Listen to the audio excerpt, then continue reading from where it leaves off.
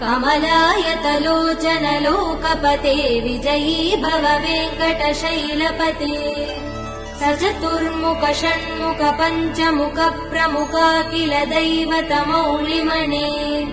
शरणागत वत्सल सारनिधे परिपालय मां वृषशैलपते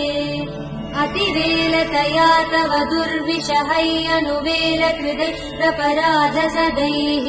हरितं त्वरितं वृषशैलपते परया कृपया परिपाहि हरे अधिवेङ्कटशैलमुदारमते जनताभिमतादिकदानरतात् परदेवदया गदितान् निगमैः कमलादयितान् परं कलये कलवेणुरवावसगोपवधू शतकोटिवृतात् स्मरकोटिसमात् प्रतिवल्लविकाभिमदात् सुपदात् वसुदेव